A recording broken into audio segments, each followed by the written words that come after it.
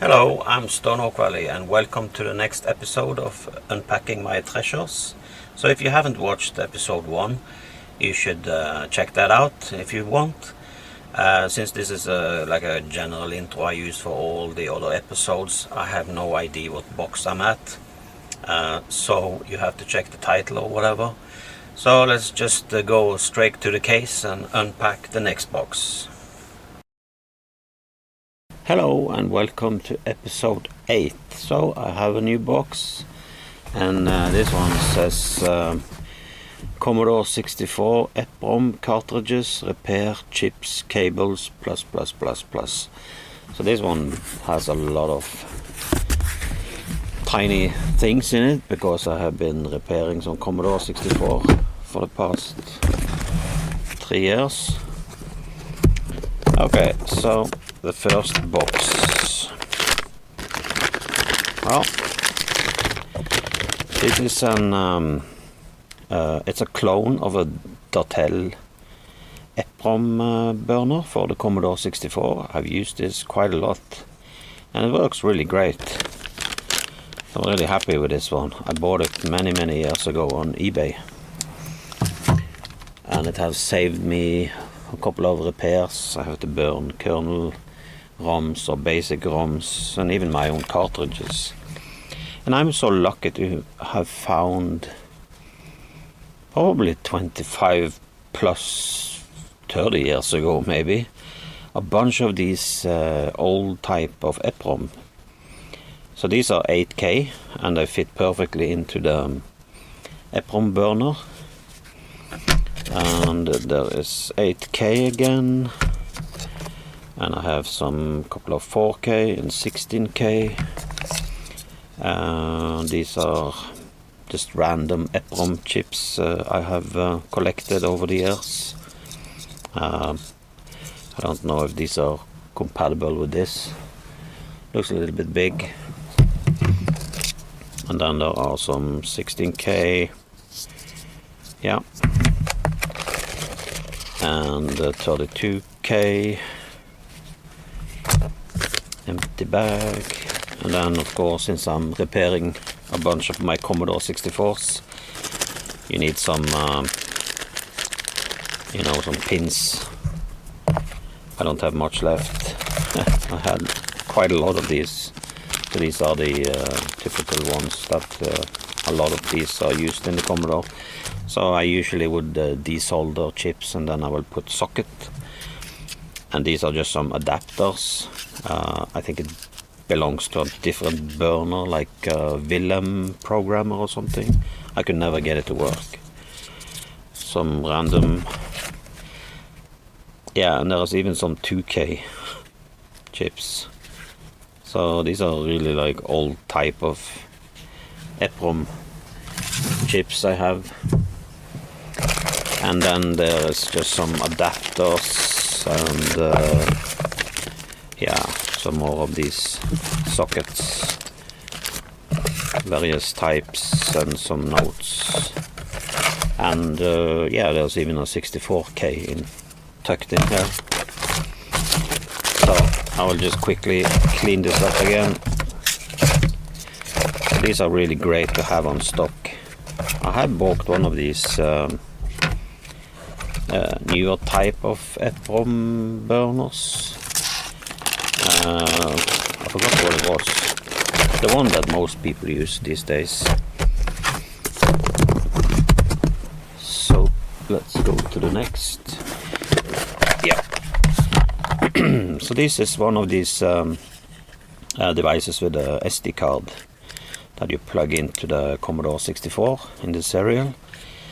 And then it gets this version. There are many thousands of these. This one gets power from the tape port. And I've used this for various projects. And this is also a similar type. It also has an SD card. And it gets its communication through this. And I think, it actually gets the power from the user port of the Commodore 64. And this was used, I think this was used in the SOASC my recording projects for the Commodore 64, so from 2015. So this is 10 years already, and it's been heavily used during those recording sessions. And I have a bunch of stuff. So yeah. So this is my own burnt ROM for Diag-ROM. So I use this during repairs, like a diagnostic. And this is the MMC64. This is also used for the entirety of the SOASC recording project, so all the way from 2006. So this one is already 20 years old. Still working, and I absolutely love this. Without this one, I could never record automatically in a batch in a loop on the Commodore 64 back in the day. So this is really like the core of everything. It enabled the entire recording project. And this is one, this is 64 Doctor Diagnostic, and I use this also for testing the Commodore 64. This was bought on eBay a couple of years ago. And this is actually the DES test chip. I don't know if you can see that, but this one goes into the kernel ROM of the Commodore 64 motherboard, and it does a really good memory test. It's very recent. This is just test cartridge. It's Mrs. Pac-Man. And this is just one of those development boards that I got in something I bought in 2007. I have the Datel EPROM software, so I can just plug this in and then I can start burning chips immediately, because this one will just auto boot the software. And for some reason, when I bought some stuff in 2007 from a guy in Denmark, he had a bunch of these loose cartridges, and there's like a bunch, and this is all Mrs. Pac-Man for some reason. I have no idea, but I like to keep them. And these are this is actually a system, Romox, and these are reusable cartridges. Well, it's not like that. This one used to plug into really like a weird shop computer, and what will happen is that when you plug it in, this thing will open up and something will get inside there and erase it. So they will use this in the shops. They had like big plans for it. I don't know if it ever took off, but the point was that you would go to the shelf in the shop, and then you would choose a game, and then you have to wait like 30 minutes, and they will program the game for you. And I guess it was like a environment friendly cartridge, you know. So when kids get bored of the game, they could just go back to the shop and they can burn a new one. So it's a nice concept. So I bought this in from an online marketplace just 3 years ago here in Norway. So these are, they are with a cartridge inside, so I can, take this out and I can put some sockets on here, and then I can use this. So I like to have some extra cartridges around. This one is legendary. This is part of my Commodore 64 that I bought in 1990. I talked about that in a different episode. This is the Apex fast load cartridge, and this is just speeds up the floppy disk loading. So this is really my original one from the 1990s. And this is also a legendary for me personally. This is Rick Dangerous, Stunt Car Racer and Micro Pro Soccer, and this is the Power Play cartridge. This also followed the same lot. So I played Stunt Car on this for the first time, and I was really blown away by Stunt Car. I mean, I remember playing the high jump, so really you go really high up and then you just float. And I mean, I was sitting in my saccoseck and on the floor, and I remember I was like, I could feel the stomach go up and down. Actually, I mean, just from a Commodore 64 computer game, it has like 8 frames per second. But yeah, I really got the feeling of flying. This is the final cartridge. This came from a collection that I bought in 2007. So there's a bunch of things here that came from a collection in 2007. It was actually a guy from Denmark that sold me a bunch of great stuff. And this is just also part of that collection. This is working. So this one also has a reset function. I use this for test my cartridges or just mess around. And I also got this one. This is Simon Basic. No, this is actually Comal. It's a Comal cartridge, and you can add some extension on this, like for RAM. So I never used it, but it's really working. So it's nice to keep around some couple of cartridges of different types, so you can check your Commodore 64. And this is just a DIAG++ diagnostic ROM. And I also bought some empty cases in case I needed to put a MS Pac-Man in there or do something other, like yeah, like this one. This is the same, but I had to hack it to fit the MMC 64. And yeah, this is just some kind of experiment adapter for EPROM related things. Yeah, this one I bought just recently because I am, like I've said in some of my videos, I'm trying to recreate all the games I had from my first Commodore 64. So this would be one of the 3 first games I ever played on Commodore 64 in 1987 or so. So I had Winter Games on tape, I had Sorcery on tape, and I had this game, and there was a football game, and I don't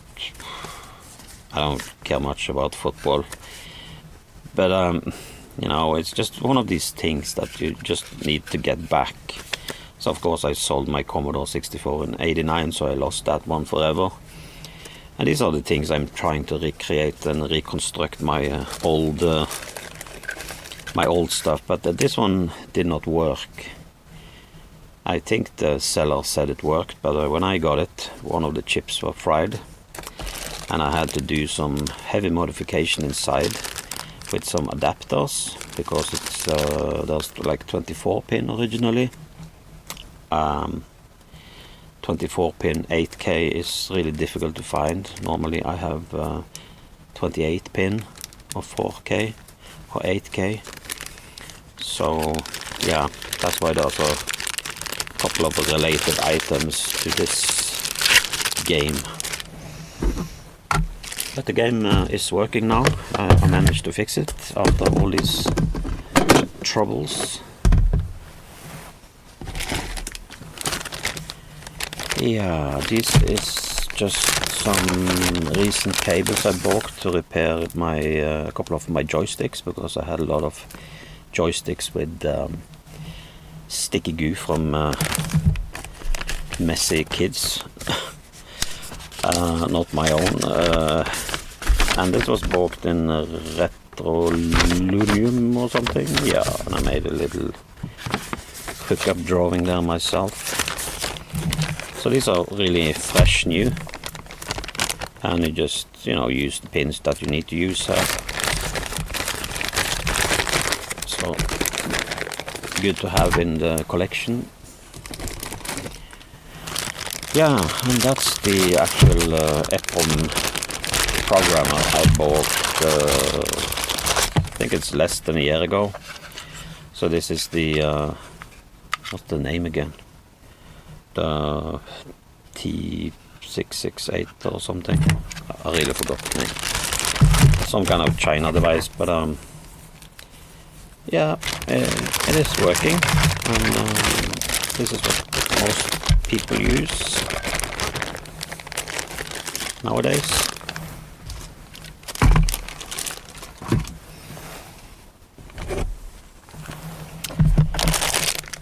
Yeah, there are just some empty or some loose Amiga mouse balls, whatever. Yeah, just some cables, a couple of components, and yeah, it's just spare parts for repairing Commodore 64. A couple of keycaps, a bunch of these difficult to find screws. Yeah, one of these 4-pin power plug. I think this belongs to a Commodore Plus 4 or something. Yeah, it always accumulates a lot of tiny parts when you repair stuff. I'm not really sure what this is.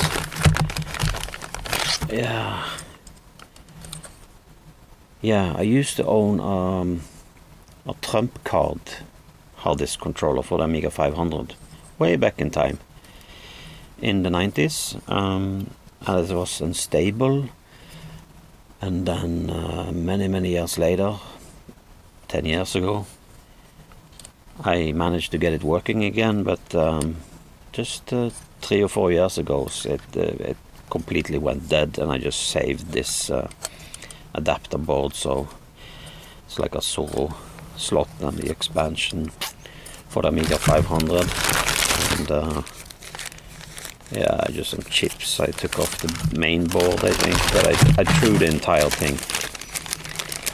This is just one of these sockets for something, and this is just I tried to repair the SIM slots on that card, the trump card. So I bought some of these, and there's a lot of pins to solder, and the repair didn't work, so the memory expansion on it never came back. An empty bag, what do you say? Okay. Yeah, this is just a component tester for resistor, capacitor, and transistor. It's really handy when you have to verify your Commodore 64 components. Can be used for, of course, general purpose.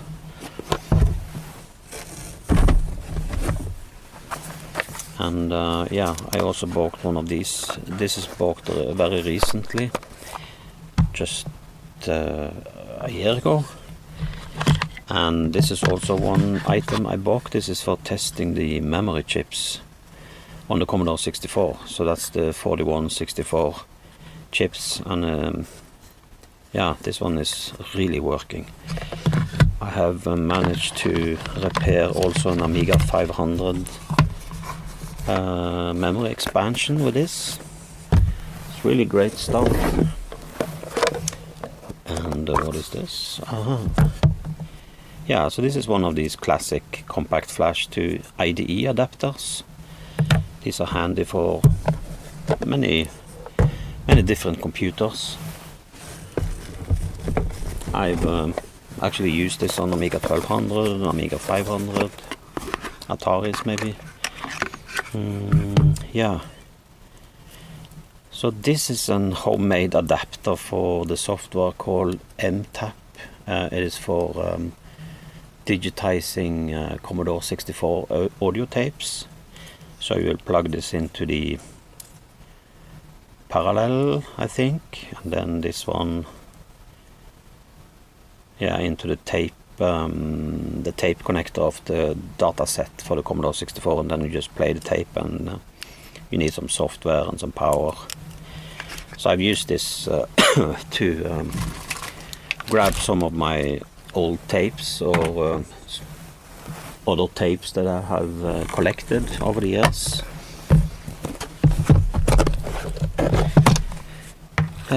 These are just yeah, extra chips for the Commodore 64. So this will be CIA chips,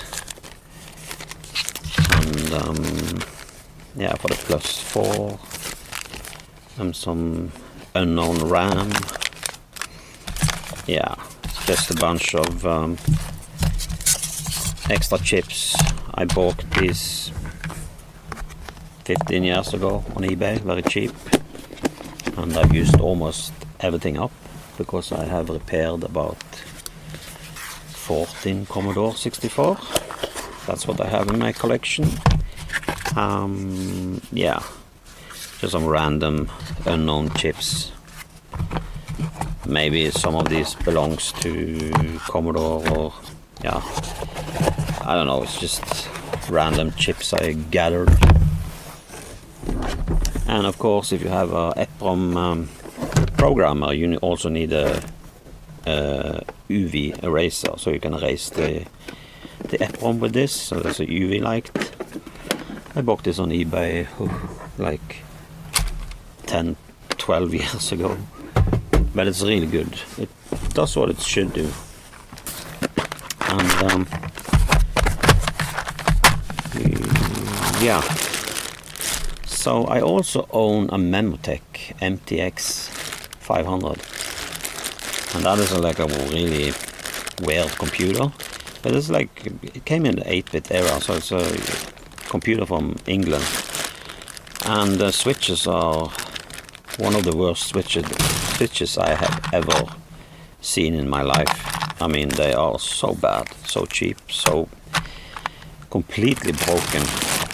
So I just saved all the original keycaps because I had to do something with the keyboard, and it's pretty much impossible to find a replacement. And I had to build my own keyboard actually from scratch, so it was more like a touch keyboard, but it was just to be able to type on the machine so I can test it and load games from the tape. We will see the Memotech in future videos. And this is just a cable. So like I think there's a Commodore logo. Yeah, there's a Commodore logo, so I guess this belongs to the 1084 monitor. And these are, yeah, that belongs somewhere else. These are just some Amiga chips, random chips I bought 20 years ago on eBay, very cheap. So there's a CPU and some other related Amiga 500 or yeah, Amiga 500 chips actually. I don't think I've used too much of them. Yeah, so what is this? Yeah. This is like a really weird thing I made, but how can I explain it? So I have a 2-channel USB relay that I can program from the PC, and I connected this little adapter pins on it into some other adapter, and then I plugged this type into the Commodore 64, and what I could do was basically remote typing on the Commodore 64. So I made some assembly program that lies in the tape buffer or something that detects the serial communication, and I made like my own sequence of ups and downs. I'm actually sending the bits. So if you need to type A, you have to send 8 bits, and then the relay like click click click click click click click click click, that's 1 character, click click click click click click click, that's 2 characters, and just a fun experiment.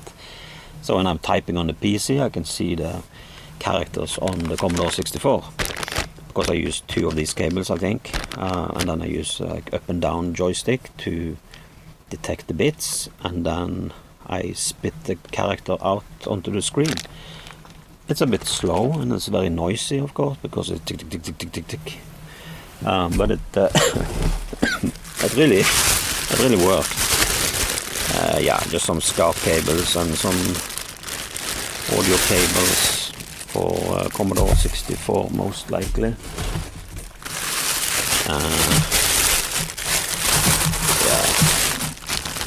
just some random spare parts, Amiga 500, floppy, a keycap, floppy cable for the Amiga 500, and yeah, just some short cables, yeah, various parts for repairing. So there's like a couple of Amiga related things in here as well, but like, yeah, I would say 90% of it is just for Commodore 64. And yeah, there's just a bunch of these DIN connectors and cables. Can be used for serial or floppy drive or for the Commodore 64. And yeah, just the same basically, bunch of cables. Mostly it's for Amiga, I think, serial cables and experiments. Yeah, this is yeah. So when I was doing the recording for SOASC and SOAMC, I bought a 16-channel relay card for PCI, plugged that into the PC, and then I connected this huge connector. I think it's like 72 pins or something crazy. It's really a lot of pins. And I soldered my wires into the relay channel so I could yeah, do all the automation that I needed for the Commodore 64 to be in a loop and record.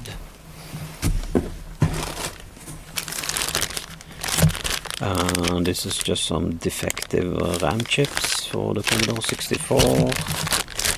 Yeah, this is just an audio video cable for Commodore 64 with a DIN plug to composite. And this is yeah, this is the software for, I guess, this one, which is not there.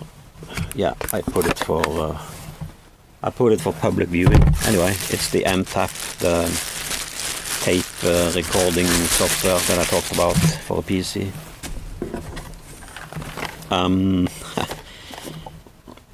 I think I'm not sure if my friend gave me this or this is something I just bought myself, but this is just, you know, very recent. But it's DC64, and I mean, you can't walk into the shop and not buy this. I mean, this is so cute. It's a keychain from the company, of course, that Retro Games Limited.